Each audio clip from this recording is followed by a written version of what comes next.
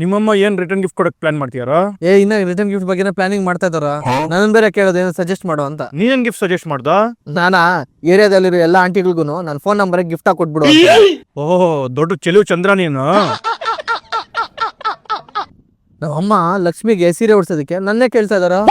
ನಾನೇನು ನನ್ನ ಪ್ರೊಫೆಷನ್ ಏನು ಅವ್ರಿಗೇನ್ ಗೊತ್ತು ನೀನ್ ಸೀರೆ ಬೆಚ್ಚೋದ್ರಲ್ಲಿ ಎಕ್ಸ್ಪರ್ಟ್, ಉಡ್ಸೋದ್ರಲ್ಲಿ ಎಕ್ಸ್ಪರ್ಟ್ ಅಲ್ಲ ಅಂತ. ಏನಂದಿದ್ದೀನ? ದೇವ್ರ ಮುಂದೆ ಎಷ್ಟು ಹಣ ಇರ್ತಾ ಇದೀರ ಅಂತ ಕೇಳ್ತಾ ಇದ್ನಪ್ಪ. ಇವಾಗ ದುಡ್ಡೆಲ್ಲ ಇಡಲ್ವಾ, ಕ್ಯಾಶ್ಲೆಸ್ ಅಲ್ವಾ ಎಲ್ಲ ಇವಾಗ. ಅದಕ್ಕೆ ಫೋನ್ ಪೇ ಓಪನ್ ಮಾಡ್ಬಿಟ್ಟು ಬ್ಯಾಲೆನ್ಸ್ ನ ದೇವ್ರ ಮುಂದೆ ಇಡ್ತೀವಿ.